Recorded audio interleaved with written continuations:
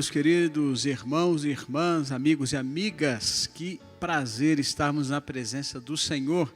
Você está no canal da Igreja Batista Central de Taguatinga.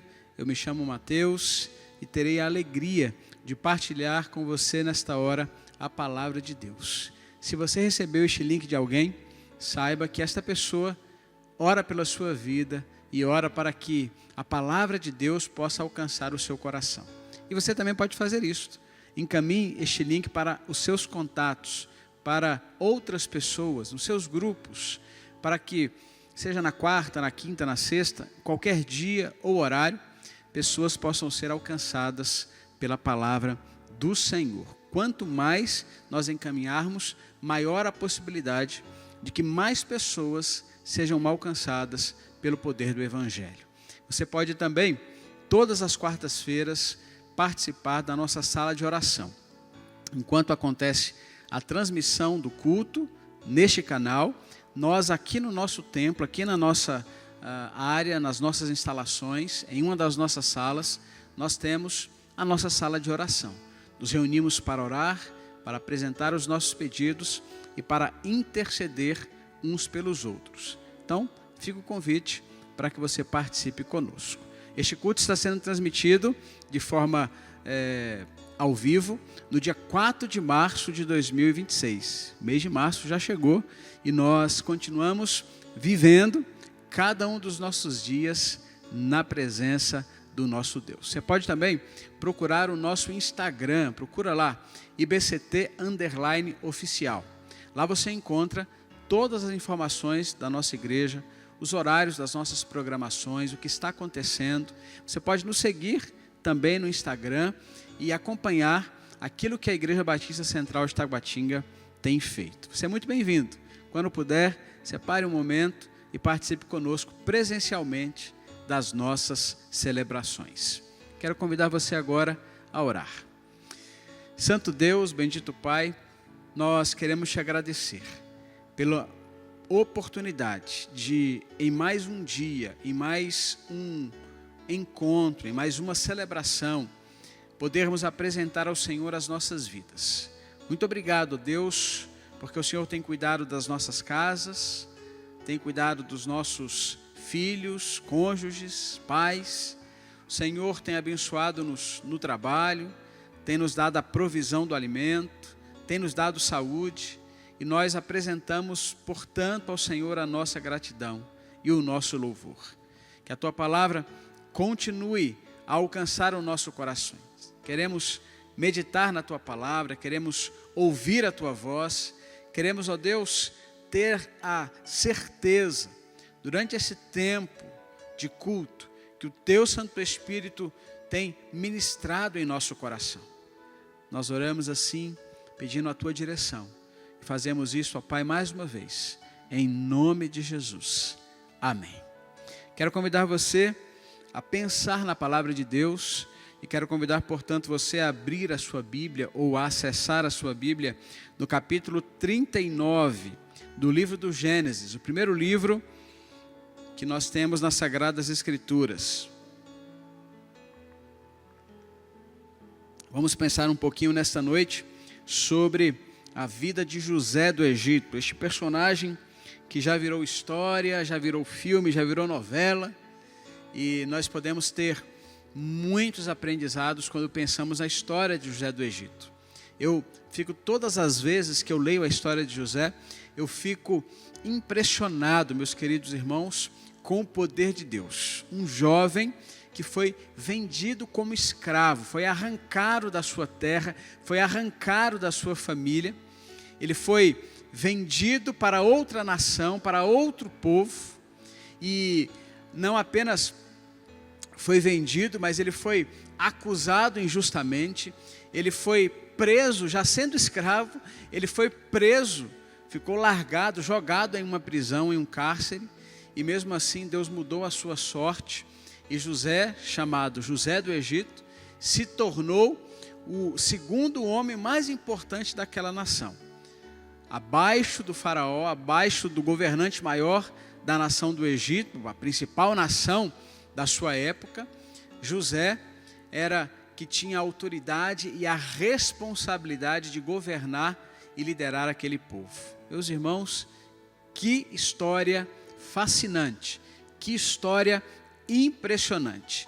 E eu fico pensando sobre o que levou José até altos lugares, até experimentar desta condição de vida que pôde desfrutar tornando-se governador do Egito. E quando eu olho para o capítulo 39, eu vejo que a resposta para esta pergunta está aqui. Como um jovem escravo, prisioneiro, acusado injustamente, se tornou o segundo homem mais importante da nação mais poderosa da sua época. E o capítulo 39 nos traz lições preciosas para compreender o porquê. Quero convidar então você a acompanhar atentamente a leitura desta narrativa. José havia sido levado para o Egito, onde o egípcio Potifar, oficial do faraó e capitão da guarda, comprou dos ismaelitas que o tinham levado para lá. Capítulo 37 conta esse trecho da história. José foi vendido pelos próprios irmãos para uma caravana de ismaelitas que seguia para o Egito. Agora, olha o começo da resposta do porquê este jovem se tornou figura muito importante no Egito. Versículo 2 diz: o Senhor estava com José, de modo que este prosperou, e passou a morar na casa do seu senhor egípcio. Quando este percebeu, mais uma vez, que o Senhor estava com ele, ou seja, estava com José, e o que ele fazia, o fazia prosperar em tudo o que realizava, agradou-se de José e tornou administrador dos seus bens. Vejam, Potifar percebeu em José alguém diferenciado, alguém diferente. E, pelo fato de Deus estar com José, tudo que ele realizava prosperava. Potifar, então, o colocou como principal administrador da sua casa. O texto segue dizendo, ainda no versículo 4, Potifar deixou a seu cuidado a sua casa e lhe confiou tudo o que possuía.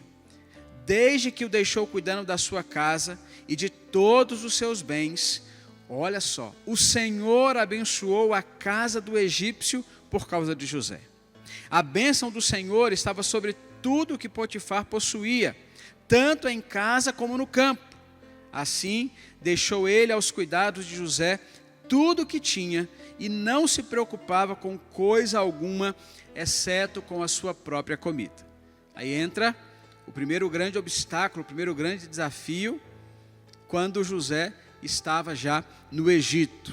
O texto diz, José era atraente e de boa aparência, versículo 7. E depois de certo tempo, a mulher do seu senhor, ou seja, a esposa de Potifar, começou a cobiçá-lo e o convidou, venha, deite-se comigo. Mas, como ele era alguém que andava com Deus, diz o texto, que José, ele se recusou, ele disse, meu senhor não se preocupa com coisa alguma de sua casa, e tudo o que tem deixou aos meus cuidados. Ninguém desta casa está acima de mim. Ele nada me negou a não ser a senhora, porque é a mulher dele. É óbvio, né, meus queridos? Como poderia eu, então, cometer algo tão perverso e pecar contra Deus? Olha mais uma parte da resposta do porquê José tanto prosperou no Egito. Assim, embora ela insistisse com José dia após dia, ele se recusava a deitar-se com ela e evitava ficar perto dela. Um dia, ele entrou na casa para fazer as suas tarefas e nenhum dos empregados, ou dos outros empregados, ali se encontrava. Versículo 12 então diz que a mulher de Potifar, ela o agarrou pelo manto e voltou a convidá-lo, vamos, deite-se comigo. Mas ele fugiu da casa, deixando o manto na mão dela. Quando ela viu que ao fugir ele tinha deixado o manto em sua mão, chamou os empregados e lhes disse, vejam, este hebreu nos foi trazido para nos insultar, ele entrou aqui e tentou abusar de mim, mas eu gritei. Quando me ouviu gritar por socorro, largou seu manto ao meu lado e fugiu de casa. Ela conservou o manto consigo até que o senhor de José chegasse à casa. Então, repetiu-lhe a história. Aquele escravo hebreu que você nos trouxe aproximou-se de mim para me insultar. Mas quando gritei por socorro, ele largou seu manto ao meu lado e fugiu. Quando seu senhor ouviu o que a sua mulher lhe disse, claro, acreditou nela, obviamente. Foi assim que o seu escravo me tratou, ficou indignado. Mandou buscar José e lançou-o na prisão em que eram postos os prisioneiros do rei. José ficou na prisão, mas o Senhor estava com ele e o tratou com bondade, concedendo-lhe a simpatia do carcereiro. Por isso, o carcereiro encarregou José de todos os que estavam na prisão e ele se tornou responsável por tudo que lá sucedia. O carcereiro não se preocupava com nada do que estava a cargo de José, porque o Senhor estava com José e lhe concedia bom êxito em tudo que realizava. Amém. Que a santa e bendita palavra de Deus, mais uma vez, encontre lugar no nosso coração. Que narrativa maravilhosa. Que ensinos preciosos nós temos aqui. Você quer ter uma vida próspera como José teve? Você quer alcançar lugares altos como José alcançou? Você quer entender como alguém saiu de escravo a segundo homem mais importante de um império? Olhe para essa narrativa e para os capítulos seguintes. Mas eu encontro, e eu quero destacar nessa noite, nessa hora, algumas lições importantes que nos podem fazer desfrutar de uma vida próspera. Primeira, caminhar com Deus. Por 4 vezes no texto, nós lemos a narrativa que o Senhor estava com José. Ora, se o Senhor estava com José, quer dizer que José estava com o Senhor. Se o Senhor era com José, é porque José caminhava com o Senhor. Então nós lemos no versículo 2, o autor bíblico narra dessa forma. Depois, no versículo 3, o texto repete quando o próprio Potifar percebe que o Senhor era com José. E depois já, quando ele é preso, acusado injustamente, entre os versículos 20, 21 e 23, o texto diz a mesma coisa. O texto diz que o Senhor estava com José. O Senhor estava com ele, o Senhor dava a ele prosperidade, o Senhor o tratava com bondade. Meus irmãos, isso é fruto de intimidade, da intimidade que José tinha com o seu Senhor.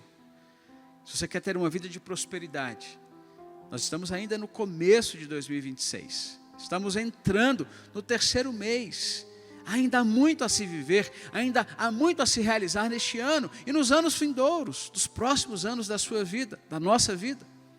Se você quer ter uma vida próspera, alcançar lugares altos, caminhe com Deus. Esteja ao lado dEle. Busque a presença dEle. Semana passada o pastor David, aqui na nossa celebração de quarta, falou sobre a importância da oração.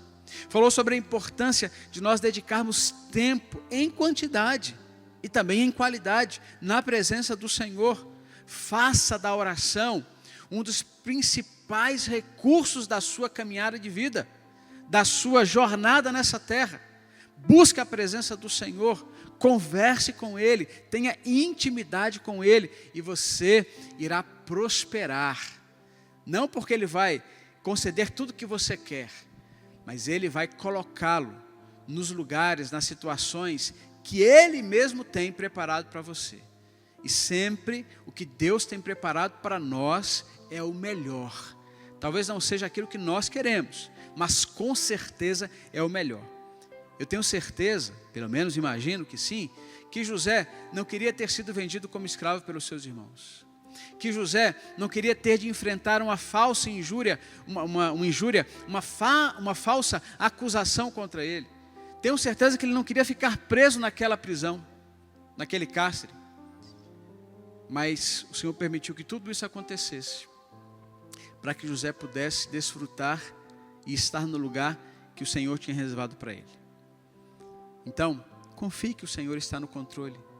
Quando você estiver enfrentando vales, dificuldades, problemas, desertos, confie que o Senhor está guiando os seus passos, mas caminhe ao lado dele. Não é querer que Deus se conforme à nossa vontade. Nós é que devemos nos conformar à vontade do Senhor. Segunda lição que eu aprendo aqui, meus queridos irmãos, lute com todas as suas forças contra o pecado. O texto diz que José foi assediado diuturnamente pela esposa de Potifar.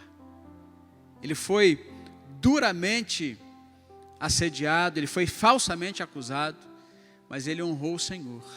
Ele disse àquela mulher: como é que eu vou pecar contra o meu Deus? Como é que eu vou fazer isso? Como é que eu vou atentar contra o meu Senhor, que tem agido com bondade para comigo? O texto diz no versículo 12, meus irmãos, que ele fugiu da casa. Nós precisamos fugir do pecado. Fuja do pecado. Não queira enfrentar o pecado achando que você conseguirá vencê-lo sozinho, que você conseguirá dominá-lo, que você conseguirá subjugá-lo. Nós somos pecadores inveterados. A nossa natureza é pecaminosa. Todas as vezes que nós nos colocarmos diante do pecado, ou diante dele permanecermos, nós iremos sucumbir.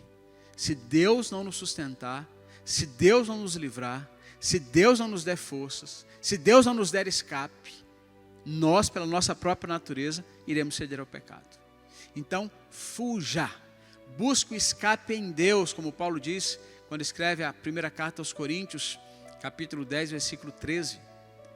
Busque o escape em Deus, busque o livramento em Deus, busque a presença de Deus, se livre das situações que podem te colocar em pecado. Lembre do Salmo 1, bem-aventurado, feliz, próspero é aquele que não se detém no caminho dos pecadores, nem se assenta na roda dos escarnecedores. Você não deve ter parte com o pecado. Fuja. Uma vida próspera é fruto de uma vida que foge do pecado, que rejeita o pecado, por temor ao Senhor. Outro aspecto importante que nós devemos aprender com José, meus queridos irmãos, é testemunhe da sua caminhada com Deus. O testemunho é muito importante. Tanto Potifar quanto o chefe do cárcere para onde José foi, no final dessa narrativa, ficaram impressionados com a conduta de José. Ficaram impressionados com o testemunho de José. Eu já fiz menção ao versículo 3, o texto diz que quando Potifar percebeu que o Senhor estava com ele, Potifar percebeu isso porque José testemunhava de uma caminhada com Deus. O mesmo aconteceu quando ele foi preso. O texto diz no versículo 21 que Deus estava com José, tratou José com bondade, e por isto José contou com a simpatia do carcereiro, ou seja, a conduta de José, a maneira como ele se apresentava, como ele se portava, mesmo na masmorra, mesmo na prisão, testemunhava da sua caminhada com Deus. Isso trouxe simpatia ao carcereiro, que acabou por colocá-lo como gerenciador, como administrador ali dos negócios da prisão. Vejam só vocês, meus queridos irmãos, um escravo que foi acusado de atentar contra a esposa do seu senhor, Potifar poderia tê-lo mandado matar, mas ainda assim, aquele carcereiro, apesar de toda essa história, aquele carcereiro viu na conduta de José uma conduta diferenciada. Isso é fruto do seu testemunho. Então você quer ter uma vida próspera nesse ano e ao longo da sua vida? Testemunhe. Testemunhe com intencionalidade. Conte para as pessoas, mostre para as pessoas o que Deus fez e o que Deus tem feito na sua vida. Glorifique a Deus em tudo que você fizer, mesmo nos momentos difíceis, mesmo nos vales, mesmo nas cadeias. Glorifique a Deus com o seu testemunho. A prosperidade é fruto de um coração grato, que testemunha do que Deus fez e faz na nossa vida. Para finalizar, se você quer ter uma vida próspera, trabalhe. Não tenha medo do trabalho. Não tenha medo de colocar a sua energia, as suas forças para abençoar as pessoas que estão ao seu redor. José, ele foi colocado para trabalhar na casa de Potifar, se destacou pelo seu testemunho, pela sua caminhada com Deus, e foi colocado como administrador da casa de Potifar. Quando ele foi preso, injustamente, falsamente acusado, quando ele chegou, contou com a simpatia daquele carcereiro, deu testemunho da caminhada com Deus, e ele foi colocado como encarregado daquele lugar. Depois, quando ele interpretou os sonhos de Faraó, ele foi colocado como encarregado de todo o Egito, administrador de todo o Egito. José não tinha medo do trabalho. José não cruzava os braços e esperava a sorte chegar, ou não cruzava os braços e ficava reclamando da vida, ficava reclamando da sorte. Ah, meus irmãos me venderam, ó céus, ó vida, ó azar. Ah, eu fui acusado injustamente, eu não fiz nada e fui preso injustamente. Ah, eu interpretei o sonho do copeiro do rei, o texto segue dizendo isso, né? E José disse, olha, quando você for restaurado, lembre-se de mim. O texto diz que passam-se 2 anos. Ele não fica lá lamentando, o copeiro esqueceu de mim, eu não quero mais aquele copeiro, não quero mais encontrar com ele. Quando ele foi chamado pelo copeiro, ele foi interpretar os sonhos do faraó. Não falou mal do copeiro, não ficou ressentido, não ficou magoado, não ficou emburrado. Meus irmãos, nós não podemos ter medo do trabalho. Seja do trabalho para oferir o ganho de cada dia, para o sustento da nossa casa, e principalmente seja o trabalho de Deus, para que a obra expanda, para que o reino expanda, através da nossa força, através do empreendimento dos nossos recursos, da nossa energia. Você quer ser colocado em lugares altos? Você quer prosperar?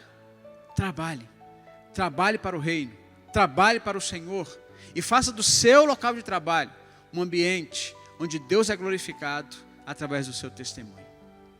A história de José é fascinante, é inspiradora. E nós aprendemos que nós podemos prosperar ao lado do nosso Deus. A minha oração é para que em 2026 você viva uma vida de prosperidade, andando com Deus, fugindo do pecado, testemunhando da vida com Ele e trabalhando com todas as suas forças e com todos os seus recursos, para que o nome dEle seja glorificado. Prospere na presença de Deus. Que Ele mesmo te abençoe, em nome de Jesus. Vamos colocar agora os nossos motivos de oração na presença do Senhor. Você pode usar o chat dessa transmissão para deixar o seu motivo de oração ou colocar o seu nome. E nós vamos encaminhar todos os motivos para que os irmãos da nossa igreja que se apresentam para interceder em nosso favor, em favor das nossas necessidades, possam apresentar os nossos motivos diante do Senhor. Faça isso. Escreva aqui no chat o seu motivo de oração, a sua súplica, o nome de alguém ou o seu próprio nome. Nós vamos orar pela sua vida e pelos seus motivos. Pai Santo, Pai bendito, Pai querido, nós queremos te louvar.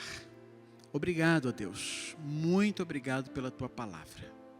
Obrigado porque nós temos tantas personagens bíblicas que nos inspiram, que nos ensinam, que nos ajudam a compreender a melhor maneira que temos para viver. José do Egito nos ensina a desenvolver uma vida de prosperidade. Nos ajuda, Senhor, pelo Teu Espírito, a buscar desenvolver estas mesmas dinâmicas da nossa vida.